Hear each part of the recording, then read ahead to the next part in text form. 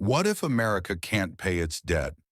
A 48-hour global collapse scenario, the invisible architecture. In a moment, you will see a number on your screen. This number is the invisible architecture of modern civilization. $35 trillion. dollars. This is not an ordinary number.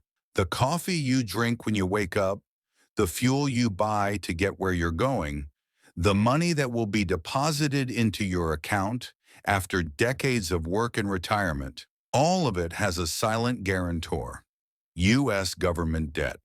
But there's a problem. This system is not as simple as it looks. This debt is not just America's problem. It is the heart of the global economic system. And if that heart hesitates, even for a moment, imagine that heart stopping for just a second.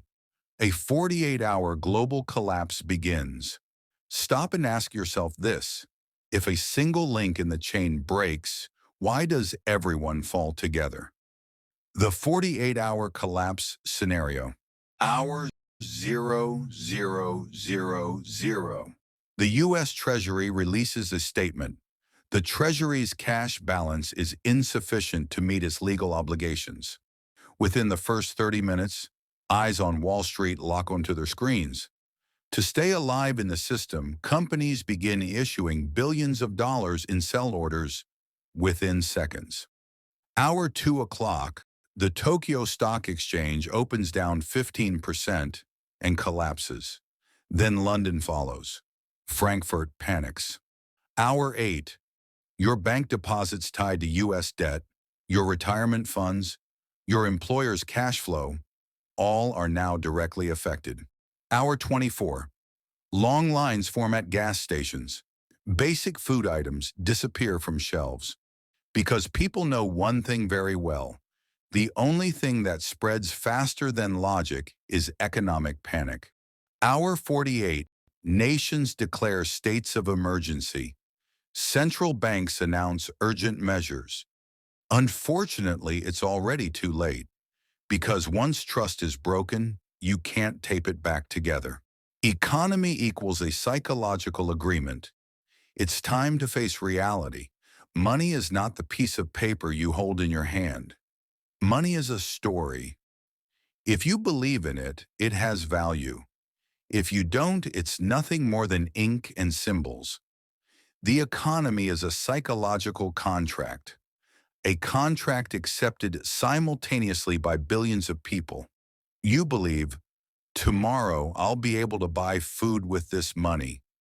The entire system is built on that belief. Money is a mirror.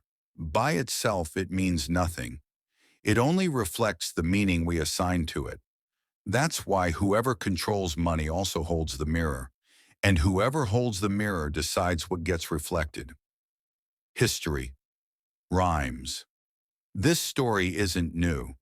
History doesn't repeat itself exactly, but it always rhymes. In the 3rd century, the Roman Empire reduced the silver content of its coins. People were deceived without realizing it. Today we call that inflation. The name changed. The logic stayed the same. In ancient Mesopotamia, temples kept debt records. Today, central banks do. The name changed. The ledger stayed the same. Modern finance stands on interest and trust. So did Rome's legions. When payments stopped, an empire collapsed. Empires don't fall on battlefields. They collapse in accounting books. They are not killed by swords, but by numbers, power, and the rewriting of rules. In times of crisis, rules change, but not for everyone, only for those who write them.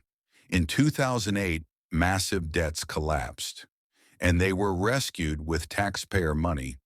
But when small businesses failed, it was called the free market. Stock buybacks. Companies inflate their own value by repurchasing shares. This is legalized gambling for the wealthy. Lobbying. The doors of lawmaking rooms are closed to the public, but wide open to those who write big enough checks. So who are debts a problem for? You. Who are they an opportunity for? those who understand the system, because crises are not threats to asset holders. They are opportunities to rewrite the game. Finance through metaphors and visuals. Think of the economy as a human body. Money is the blood. The central bank is the heart. The financial system is the network of veins. If blood flow stops, every organ connected to the others begins to fail one by one. Inflation is a hidden tax. The state doesn't take your money directly. It takes its value. It's like the oxygen in a room slowly disappearing. You keep breathing for a while, then suddenly you realize you're suffocating. The financial system is like a working clock. You see the second hand moving, but behind it are gears, springs, and mechanisms. If one of them breaks, the entire clock stops. Final, questioning the silent threat. The real question is this: will America actually pay its debt? Maybe. But how? That's what matters. Will it print more money? Accelerate inflation?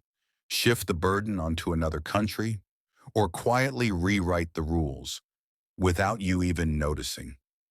Every story has an author, and this money story has one too. Have you ever asked, who is writing it? Who decides what has value? Who decides who survives? And who gets crushed underneath? Maybe the issue isn't whether the debt gets paid. Maybe the real issue is when you start asking these questions. The invisible architecture only becomes visible when you choose to look at it. Awareness. The economy is not mathematics.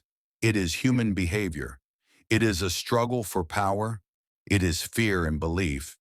And if you are part of this story, maybe it's time not just to read it, but to understand who is writing it.